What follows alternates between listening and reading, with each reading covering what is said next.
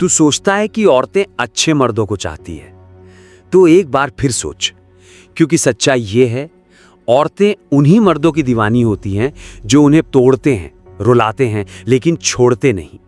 वो मर्द जो हर बार उनकी हदों से खेलते हैं लेकिन फिर भी वापस आ जाते हैं, जो उनके अंदर जहर घोलते हैं, फिर उसी जहर को मोहब्बत कहकर पिला देते हैं।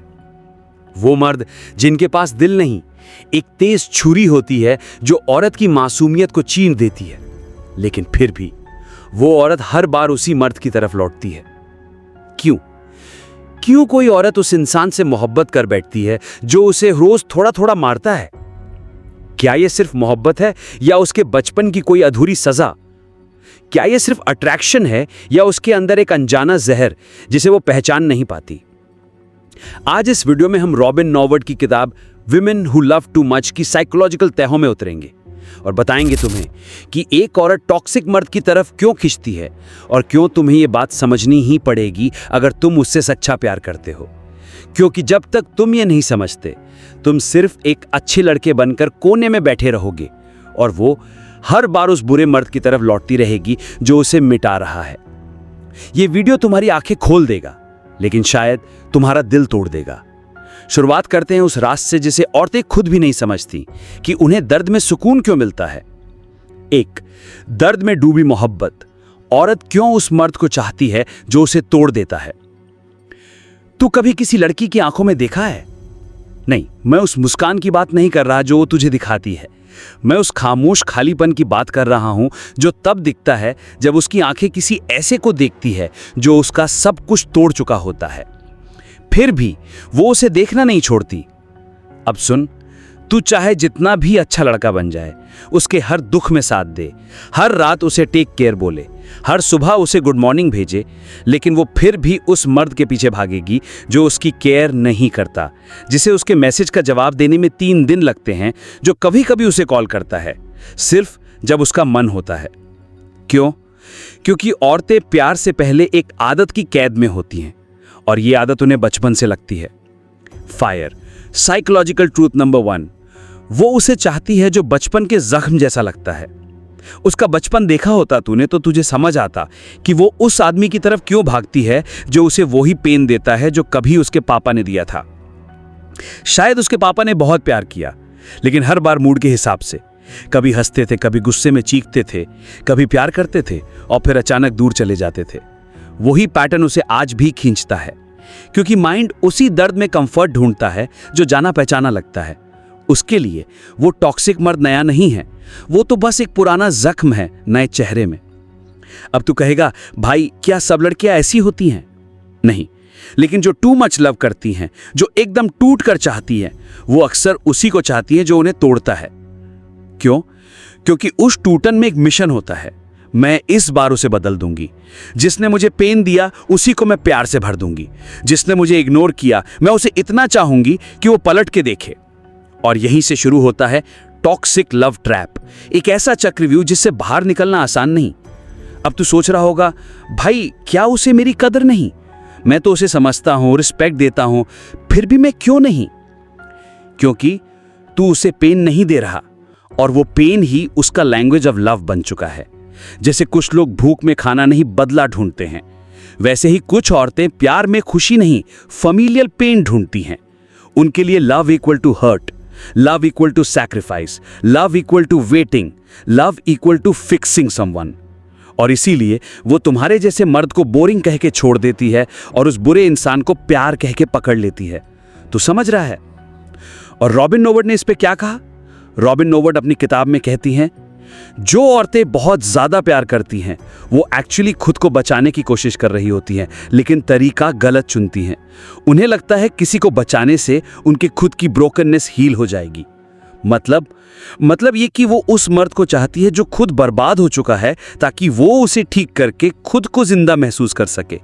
लेकिन वो ये नहीं जानती कि वो मर्द उसके प्यार को ठीक नहीं करेगा, बल्कि उसकी ही जिंदगी बर्बाद कर देगा। अब रियल ट्रूथ सुन, अगर तू ये वीडियो देख रहा है क्योंकि कोई लड़की तुझे नजरअंदाज कर रही है, किसी और की तरफ झुकी हुई है जो उसे डिजर्व नहीं करता, तो ये तेरे लिए आई ओपनर है।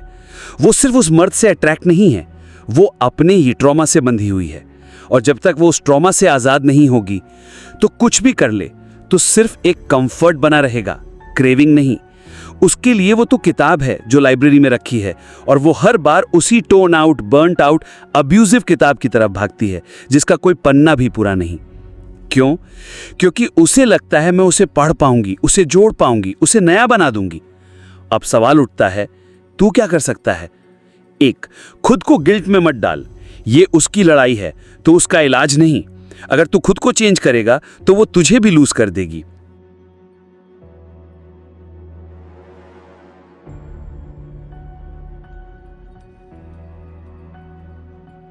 इमेजिन करो, एक लड़की बिल्कुल नहीं, सामने से आ रही है। उसकी चाल में सुकून है, आंखों में रहस्य है और तुम्हारे पास सिर्फ एक मौका है उसे वो एहसास देने का जो उसने किसी और मर्द से कभी महसूस ना किया हो। अब सवाल ये नहीं है कि तुम उससे कैसे बात करोगे, सवाल ये है कि तुम्हारा वजूद उसकी नजरों में क्या असर छोड़ेगा।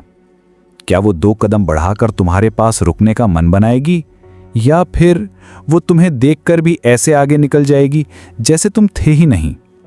भाई, औरतें सिर्फ चेहरे या पैसे पर नहीं टिकती, वो टिकती हैं उस वाइब पर जो उनके अंदर कुछ अनएक्सप्लेनेबल सा हिला देती है। और ये वाइब कोई पिकअप लाइन से नहीं आती, ये वाइब आता है मन की गहराई से।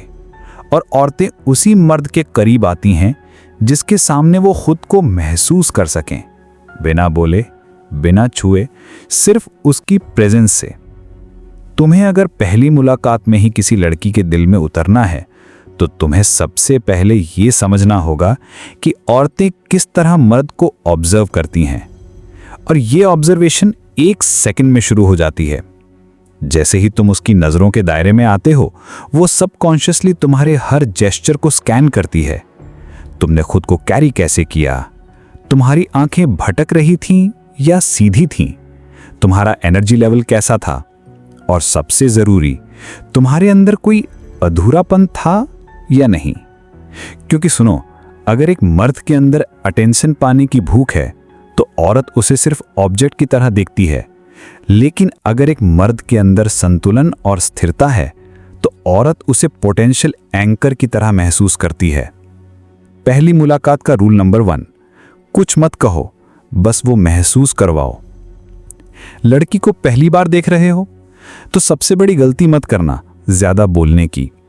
जो मर्द पहली मुलाकात में ही बहुत एक्सप्लेन करने लगता है वो खुद को कमजोर और वैलिडेशन सीकिंग दिखा देता है। सच्चा असर तब होता है जब तुम कम बोलकर भी उसकी सोच के अंदर घुस जाओ। तुम्हारी खामोशी अगर सेल्फ रिस्पेक्ट वाली हो तो वो लड़की घर लौटकर भी तुम्हारे बारे में सोचेगी। Attention grabbing psychological twist. औरतें उन मर्दों की तरफ खींची जाती हैं जो दिखते कम हैं पर महसूस ज्यादा होते हैं। जिस मर्द की बॉडी लैंग्वेज शांत हो पर अंदर से वो इतना कॉन्शियस हो कि लड़की को लगे इसने कुछ बोला नहीं पर इसके पास कुछ ऐसा है जो मैं समझ नहीं पा रही। और वहीं से शुरू होता है अट्रैक्शन का असली खेल, फेमिनिन एनर्जी को टच करना। औरत एक मिस्ट्री है और तुम्हारा काम है उसे डिकोड करना नहीं, बल्कि उसे अपने अंदर खुलने की जगह देना।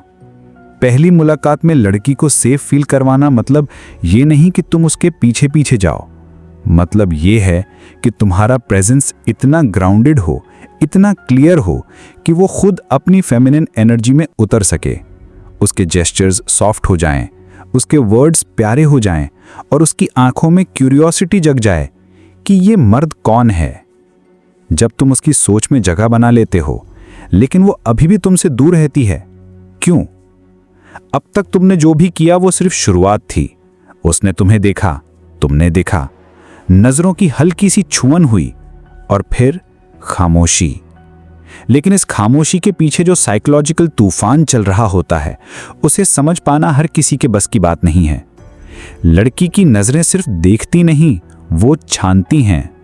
उसकी आंखों के पीछे एक सवाल हर पल घूमता है, क्या ये लड़का मेरी सोच के लायक है? क्योंकि एक लड़की किसी लड़के को सबसे पहले अपनी आंखों से नहीं, अपने दिमाग से पसंद करती है। और अगर तुमने उसकी सोच में खुद को इंट्रोड्यूस कर दिया है, चाहे वो कॉलेज की कोई लड़की हो, ऑफिस की कोई साइलेंट सी कोवर्कर, या फिर कोई ऐसी अजनबी जो हर बार तुम्हारे सामने आने पर नजरें चुराती है, तो समझो कि तुम उसकी साइकोलॉजी के पहले लेवल में घुस चुके हो। लेकिन यहीं ज्यादातर लड़के गलती करते हैं। वो सोचते हैं अब तो बात बन ही जाएगी, बस उससे जाके बात कर लेता हूं या इंप्रेस कर देता हूं। नहीं, यहां अगर तुमने जल्दबाजी की तो तुम उसकी सोच से निकलकर डिसइंटरेस्ट की कैटेगरी में चले जाओगे। क्यों? क्योंकि लड़की को जवाब नहीं चाहिए, उसे चाहिए सोचने की वजह। वो तुम्हारे बारे में सोचे, लेकिन तुम रहो उसके लिए एक अनरिजॉल्व्ड मिस्ट्री। एक ऐसा लड़का जो बात भी ना करे पर हर जगह उसका एहसास छोड़ जाए। अब सवाल यह उठता है कि तुम लड़की के मन में रहकर भी बात कैसे ना करोगे। यहां असली खेल शुरू होता है साइकोलॉजिकल एंकरिंग का। अब सुनो क्या करना है। तुम्हें अपने मौजूद होने को इस तरह से पेश करना है कि वो तुम्हें बिना किसी डायरेक्ट इंटरेक्शन के तुम्हें ऑब्जर्व करे। तुम जहां भी हो वहां पर कुछ ऐसा करना शुरू करो जो सिर्फ तुम्हारा सिग्नेचर बन जाए, जैसे हमेशा अपनी कलाई पर काला धागा पहनना, या हर बार दाएं कान में हल्का सा सिल्वर का बाली, या फिर जब भी वो तुम्हें देखे